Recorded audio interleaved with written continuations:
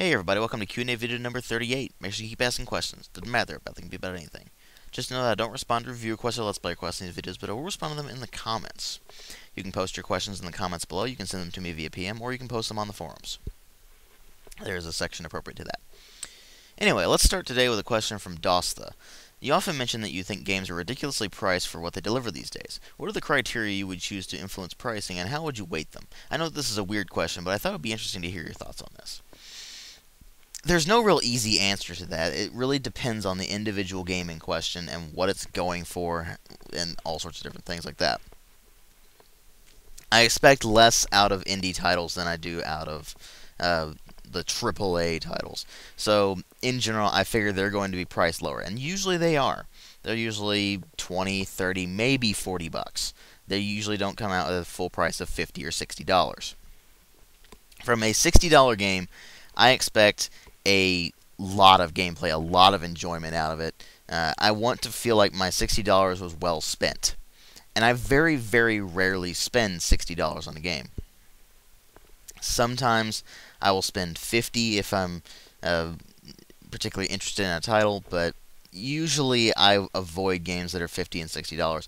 I even avoid stuff that's over really 20 or 25 bucks usually, because I just do that.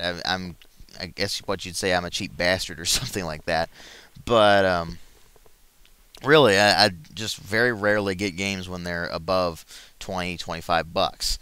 And part of this is because I don't feel like 40 bucks, 50 bucks, 60 bucks usually justifies the admission price of a game.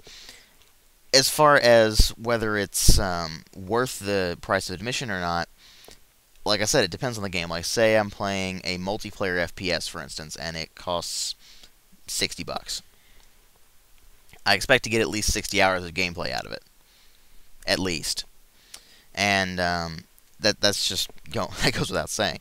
As far as single players go, I pretty much expect a decent-sized campaign, maybe with multiplayer that's just a decent thing that I'll get the rest of my purchase price out of.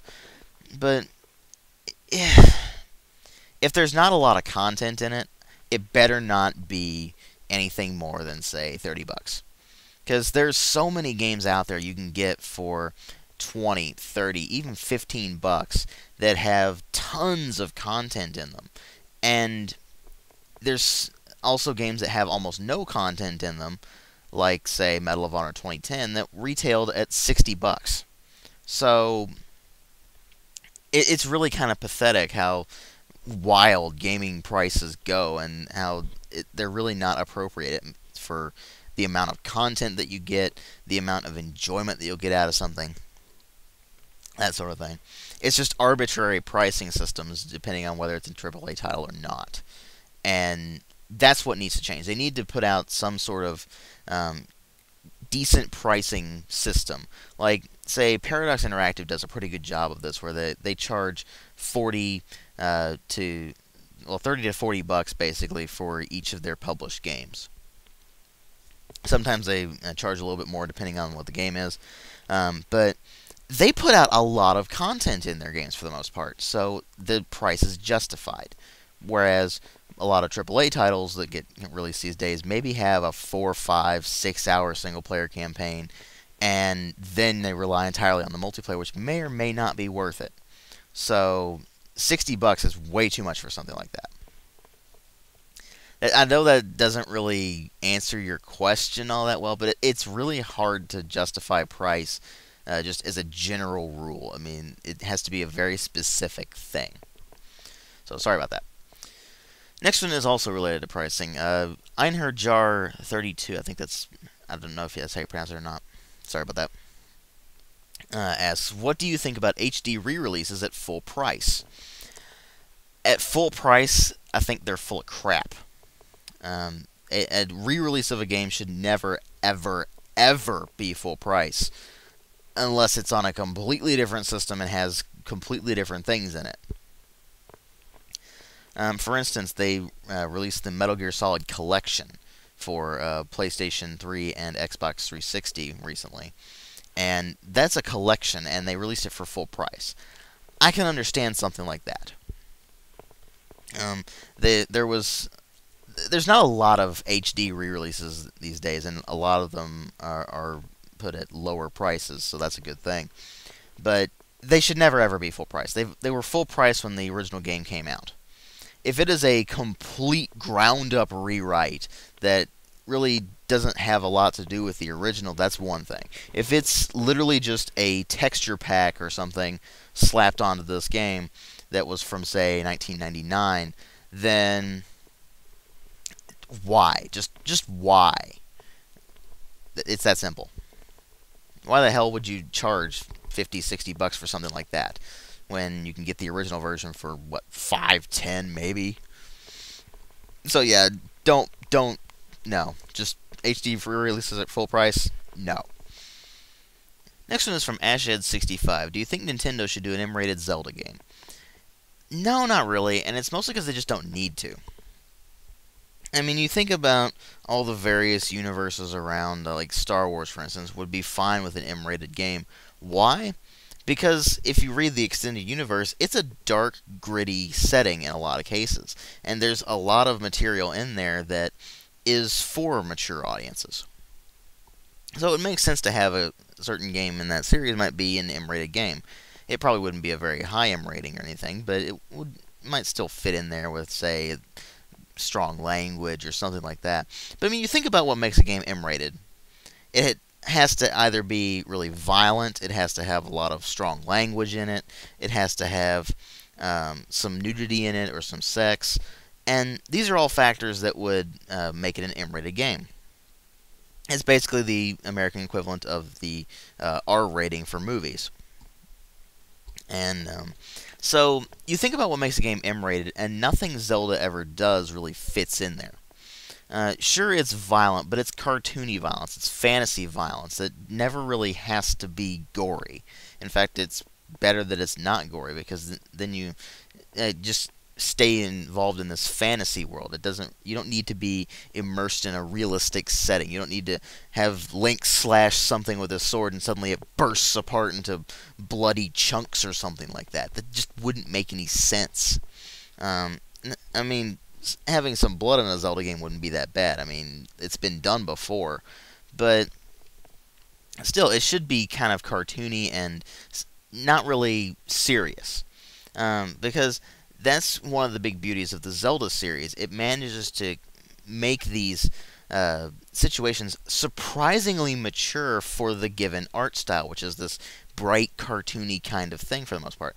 I mean, if you've played Majora's Mask, for instance, you know, even though it's an E-rated game, it's really dark.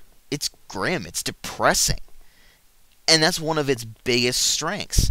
It's that it just defies the norm of what this rating does, and defies the norm of that particular art style and stuff. It's what they've done with it that makes that styling so interesting and unique and just fun. And just throwing all that out the window and saying, hey, we're going to make it gory, or Link's going to start cussing his head off or something like that, it just wouldn't make any sense. So no, I don't really think they should do an M-rated Zelda game. It just... Why? Why would you even want that? I mean, something maybe like Zelda that was M-rated. I mean, Darksiders does that, but not Zelda itself. That wouldn't make any sense. Next one is from Shoeboy05. Did Myst kill the point-and-click adventure game? I read a comment on Kotaku from some who said Myst was the start of the decline in the adventure game, and it really annoyed me because I love the Myst series. Yes, I will admit the nostalgia glasses are blinding me because I realize the first Myst is horribly dated. I personally feel the adventure game was more likely killed by Wolfenstein 3D and Doom. No, not really. The point-and-click genre is a problem in itself. They focus entirely on storytelling by puzzles, and they cannot adapt to things very well. That was one really big factor in the downfall of the point-and-click adventure game. They couldn't adapt to 3D graphics at all.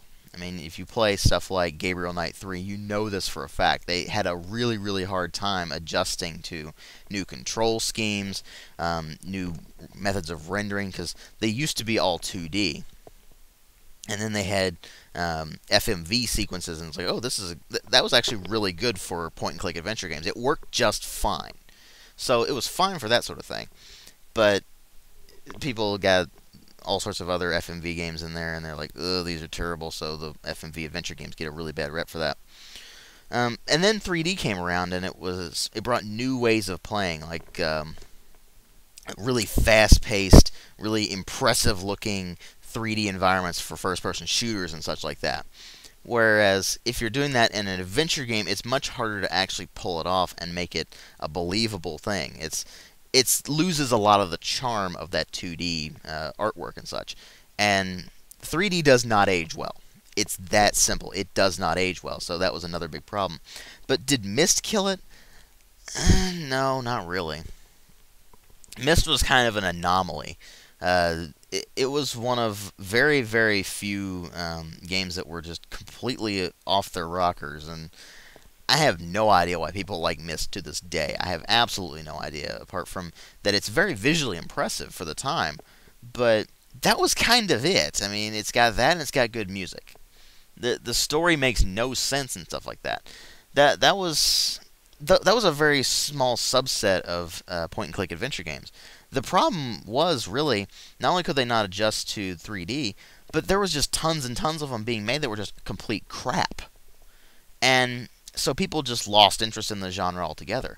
And not to mention that it's a genre focused entirely on very linear storytelling, and there's not a lot you can do with it to really shake things up. I mean, puzzles started to repeat in a lot of cases. You had a lot of stagnant storylines and stuff like that. So it was just a kind of a gradual decline from running out of ideas, running out of technologies, and stuff like that. You're starting to see it actually build its way back up, and that's actually a pretty good thing. I mean, there are quite a few adventure games being made these days, and I'm very appreciative of that. Stuff like Wajidai Games makes is that old school feel, but it's a very modern idea. And that's the kind of thing that needed to happen to the adventure game genre in the late 90s, early 2000s, and it just didn't happen. So you're starting to see where this genre is starting to build itself back up based on new ideas, new ways of doing things, but keeping that core idea of the point-and-click adventure intact.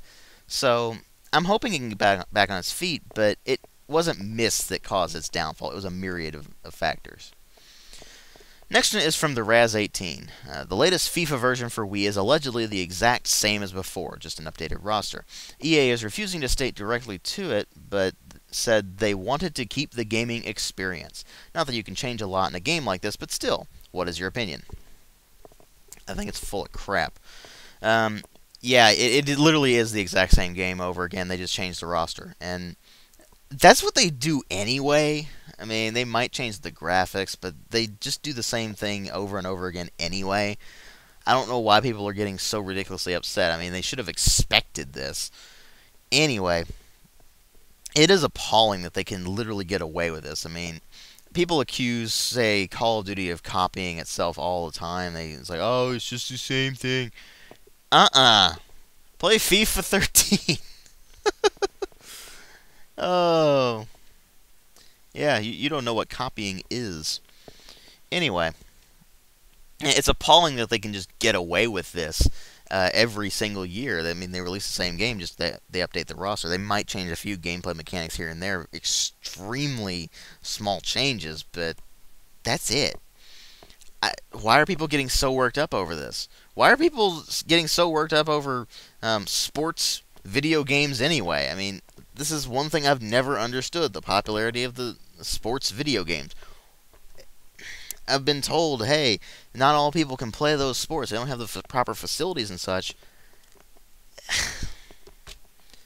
I guess in that case it's okay, but it's no substitute for the real thing. It's that simple. But yeah, it is appalling. So hopefully EA gets reprimanded for that or something. And hopefully people don't buy into the scam there. That would be really bad if they did. That's just depressing that they can get away with stuff like that. Anyway, that was Q&A 38, and I will catch you guys in later videos.